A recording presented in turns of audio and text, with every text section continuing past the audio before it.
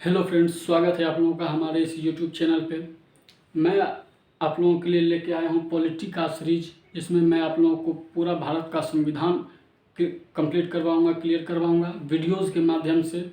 आपको वीडियोज़ के माध्यम से पूरा भारत का जो संविधान है वह क्लियर करवाया जाएगा। ठीक है, तो हमारे साथ आप लोग जुड़े रहें। तो सबसे पहले चलिए हम लोग स्टार्ट करते हैं भारत के संविधान सभा के लिए। भारत के संविधान को पढ़ने से पहले उसके संविधान के बनने की जो प्रक्रिया है, हम उसे एक बार देख लेते हैं कि किस तरह से हमारा संविधान बना था। तो हमारा जो संविधान बना था, उस संविधान को बनाने के लिए एक संविधान सभा का गठन किया गया था। हमारे संविधान को बनाने के लिए एक संविधान सभा का गठन किया गया था। ठीक है, और इस संविधान सभा की जो मांग हुई थी, सबसे पहले 1924 में स्वराज पार्टी की ओर से इस संविधान सभा की मांग की गई थी। 1924 में स्वराज पार्टी की ओर से सबसे पहले संविधान सभा के गठन की मांग की गई थी। लेकिन हमारे संविधान सभा का जो गठन हुआ वह कैबिनेट मिशन योजना के तहत जुलाई 1946 में किया गया। कैबिनेट मिशन योजना के तहत जुलाई 1946 में हमारे संविधान सभा का गठन किया गया, जिसमें कि कुल सदस्य 389 चुने जाने थे, जिसमें 389 सदस्यों को चुना जाना था इस संविधान सभा के लिए। इनका जो चुनाव होना था, ये 389 सदस्य जो चुन के आने थे, उनका चुनाव 10 लाख की जनसंख्या पर में एक व्यक्तियों का चुनाव होना था।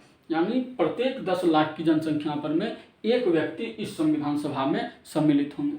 अब देखिए, इनको सीटों के हिसाब से किस आधार पर बांटा गया था। तो पहले देखिए, ब्रिटिश प्रांत जो वैसे क्षेत्र जहां ब्रिटिशर्स का प्रत्यक्ष रूप से शासन था, उसे हम ब्रिटिश प्रांत, उस ब्रिटिश प्रांत से 292 सदस्यों का चुनाव किया जाना था।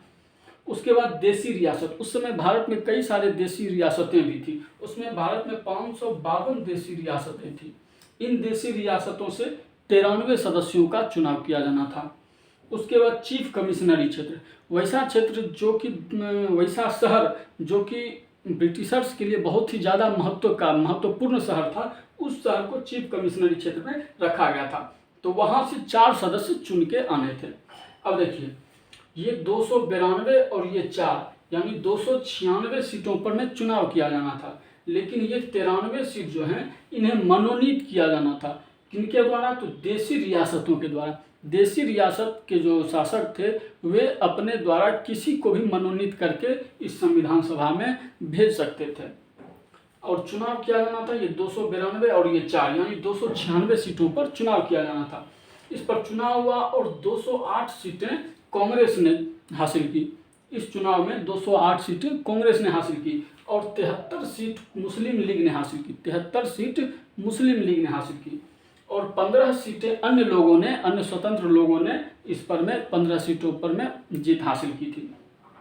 अब देखिए, जब इसका चुनाव कंप्लीट हो गया, जब इस संविधान सभा के लिए चुनाव की प्रक्रिया संपन्न हुई, तो उसके बाद इसकी पहली बैठक बुलाई गई। इसकी पहली जो बैठक बुलाई गई थी वह 11 दिसंबर 1946 ईस्वी को बुलाई गई थी। पहली बैठक संविधान सभा की 1946 में 9 दिसंबर 1946 को बुलाई गई थी, जिसमें 211 सदस्यों ने मात्र भाग लिया था। इस संविधान सभा में पहली बैठक में मात्र 211 लोगों ने ही भाग लिया था। अब क्यों 211 लोगों ने ही भाग लिया था? तो इसमें मुस्लिम लीग, जिसे कि 73 सीटें प्राप्त थी, उसने इस सभा का बहिष्कार किया। उस मुस्लिम लीग का कहना था कि हम अपने लिए स्वतंत्र देश पाकिस्तान की मांग कर रहे हैं, तो हम पाकिस्तान की संविधान सभा में अपनी सदस्यता लेंगे, ना कि हम भारत की संविधान सभा में हम सदस्य नहीं बनेंगे। मुस्लिम लीग ने इसका बहिष्कार कर दिया। उसके बाद उस समय जो देसी रियासतें थी, उन्हें 3 ऑप्शंस दिए गए थे। या तो आप भारत में शामिल हो जाइए, या पाकिस्तान में चले जाइए, या आप स्वतंत्र रहिए। तो ये लोग भी असमंजस में थे कि हम भारत में जाएं या पाकिस्तान के साथ जाएं या हम स्वतंत्र रहें। इस कारण से ये लोग भी इस समय पहली बैठक में शामिल नहीं हो पाए थे। लेकिन फिर धीरे धीरे देसी रियासतें इसमें शामिल होने लगी थी। अब देखिए, पहली बैठक में 211 लोग उपस्थित थे। इन लोगों में से एक अध्यक्ष को चुना जाना था। 211 सदस्यों में से एक अध्यक्ष को चुना जाना था। तो अध्यक्ष के रूप में उस सभा में उपस्थित सभी सदस्यों में से जो सबसे बुजुर्ग सदस्य थे, डॉक्टर सच्चिदानंद सिन्हा, उन्हें सभा का अस्थायी अध्यक्ष के रूप में नियुक्त कर लिया गया। डॉक्टर सच्चिदानंद सिन्हा को अस्थायी रूप से अस्थायी रूप से सभा का अध्यक्ष चुन लिया गया, क्योंकि वह उस समय उस सभा में सबसे बुजुर्ग सदस्य थे, इन्हीं इसलिए उन्हें उस सभा का अध्यक्ष के रूप में चुन लिया गया। और इन्हें कार्य सौंपा गया कि आप जब तक नए अध्यक्ष का चुनाव नहीं हो जाता तब तक आप सभा का संचालन करेंगे।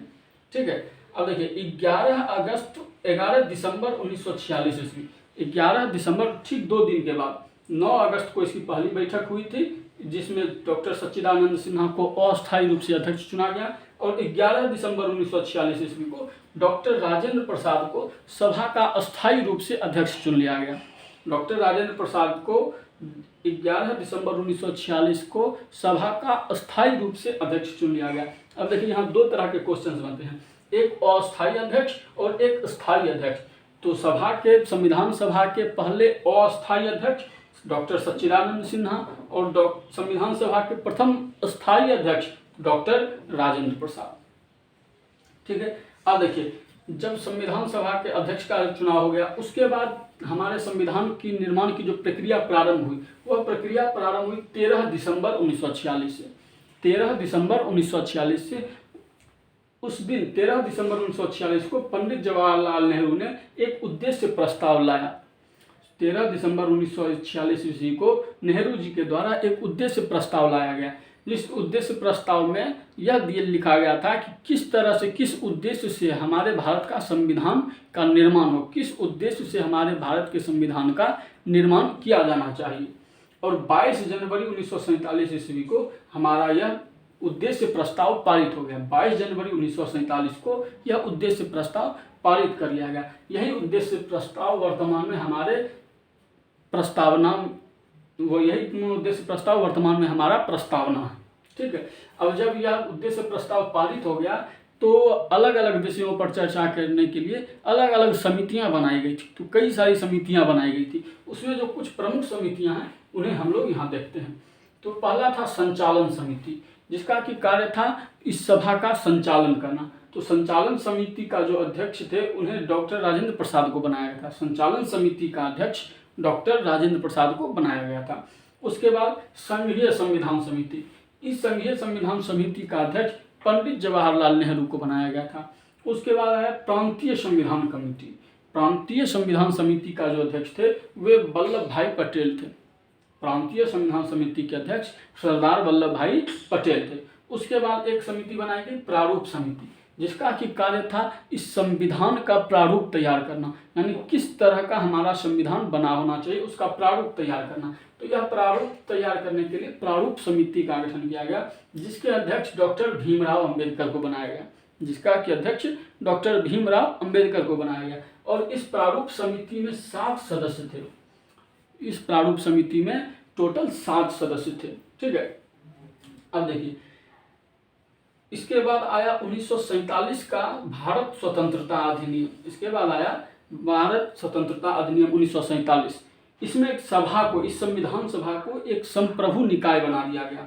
एक संप्रभु निकाय बना दिया गया, यानी अब इस सभा के ऊपर, यानी इस देश के ऊपर किसी अन्य विदेशी शक्तियों का प्रभाव नहीं रहेगा। अब यह सभा स्वतंत्र है, तो स्वतंत्र रूप से अपने लिए, स्वयं के लिए एक संविधान बनाने का अधिकार इसे दे दिया गया। उसके बाद इसी 1947 के भारत स्वतंत्रता अधिनियम में ही ब्रिटिश संसद के द्वारा बनाए गए कानून को बदलने या उसे समाप्त करने का भी अधिकार इस सभा को दे दिया गया। इस संविधान सभा को यह अधिकार दे दिया गया कि पूर्व में जो भी कानून बनाए गए हैं ब्रिटिश संसद के द्वारा, आप चाहें तो उसे भारत में लागू रहने दे सकते हैं या उसे बदल सकते हैं या उस कानून को समाप्त कर सकते हैं। यहाँ तक कि आप भारत स्वतंत्रता अधिनियम 1947 को भी समाप्त कर सकते हैं। यह अधिकार दे दिया गया इस सभा को। अब देखिए सभा को 2 कार्य सौंपे गए थे। सभा को 2 कार्य सौंपे गए थे। एक तो संविधान निर्माण करने का कार्य और दूसरा देश में शांति व्यवस्था बनाए रखने के लिए आम कानून लागू करने का अधिकार। तो जब भी संविधान इस सभा का बैठक संविधान निर्माण करने के लिए होता था तो इसकी अध्यक्षता डॉक्टर राजेंद्र प्रसाद किया करते थे। और जब इसकी बैठक विधायिका के रूप में, यानी कानून लागू करने के रूप में होती थी, तो इसकी अध्यक्षता गणेश वासुदेव मावलंकर यानी जीवी मावलंकर किया करते थे। ठीक है। अब देखिए हमारा जो संविधान बना उसमें कुल अधिवेशन 11 बार बुलाए गए थे।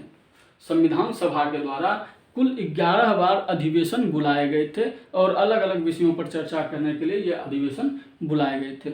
और लास्ट में 26 जनवरी 1949 ईस्वी को 26 नवंबर 1949 ईस्वी को हमारा संविधान पूर्ण रूप से बन करके तैयार हो गया। 26 नवंबर 1949 ईस्वी को हमारा संविधान पूर्ण रूप से बन करके तैयार हुआ और उस दिन सभा में उपस्थित 284 लोगों ने इस पर अपने हस्ताक्षर करके इसे प्रमाणित कर दिया। ठीक है, जब 26 नवंबर 1949 को हमारा संविधान बन गया तो उस दिन 15 अनुच्छेद, मात्र 15 अनुच्छेद लागू किए गए थे। उस दिन संविधान सभा के द्वारा मात्र 15 अनुच्छेद लागू किए गए थे, जिसमें कि नागरिकता से संबंधित और चुनाव आयोग से संबंधित कुछ अनुच्छेद थे जिन्हें लागू किया गया था। और शेष जो अनुच्छेद थे उन्हें 26 जनवरी 1950 ईस्वी को लागू किया गया था। अब हमारे जो संविधान जो हमारा बना उसमें देखिए टोटल 22 भाग थे, 395 अनुच्छेद थे और 8 अनुसूचियां थी। मूल संविधान में 22 भाग, 395 अनुच्छेद और 8 अनुसूचियां थी, लेकिन वर्तमान में अनुसूचियों की संख्या बढ़ करके 12 हो गई हैं।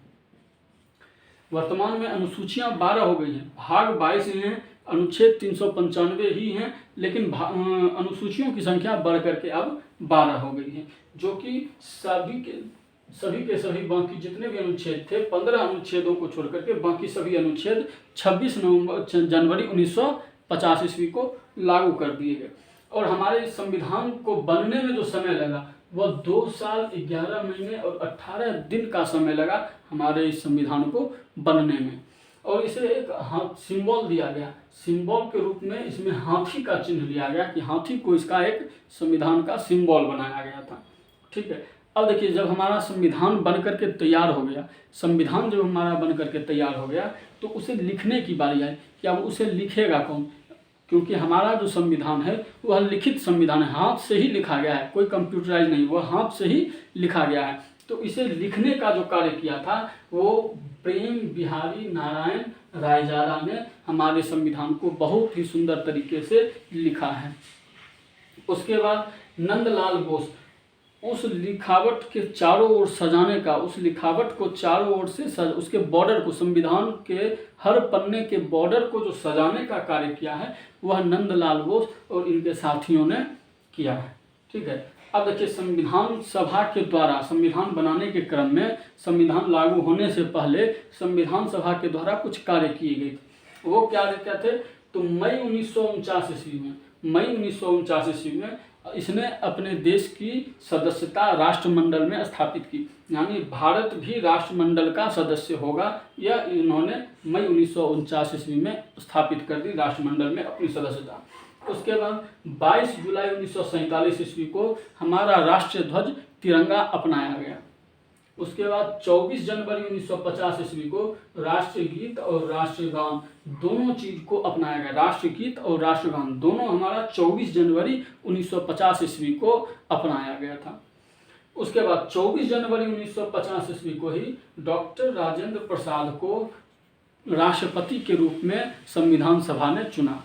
संविधान सभा के द्वारा 24 जनवरी 1950 को डॉक्टर राजेंद्र प्रसाद को हमारे भारत के प्रथम राष्ट्रपति के रूप में चुना गया। ये था हमारे संविधान सभा के बारे में, संविधान सभा का गठन और किस तरह से हमारा संविधान बना है। और आगे हम लोग अब कल से देखेंगे, अगले वीडियो में भाग 1 से लेकर के स्टार्ट करेंगे और भाग 22 तक हम लोग पूरा कंप्लीट करेंगे। 395 अनुच्छेद भी इसी 22 भाग में हमारे कंप्लीट हो जाएंगे और 12 अनुसूचियाँ, इन 12 अनुसूचियों को भी हम लोग कंप्लीट करेंगे। तो एक एक करके हम लोग इसका वीडियो बनाएंगे और आप लोगों तक पहुँचाएंगे। उम्मीद करते हैं आप लोगों को यह वीडियो अच्छा लगा होगा। अच्छा लगा हो तो सब्सक्राइब करें, लाइक करें और कमेंट्स में ज़रूर बताएं कैसा लगा। तब तक के लिए धन्यवाद।